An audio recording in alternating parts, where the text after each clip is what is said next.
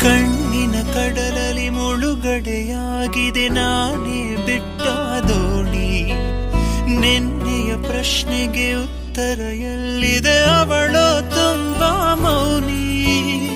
ಮೊದಲಿನಿಂದ ಮೋಹಿಸುವೆನು, ಮರಳಿ ಬಂದರೆ ಅವಳು ನನಗೂ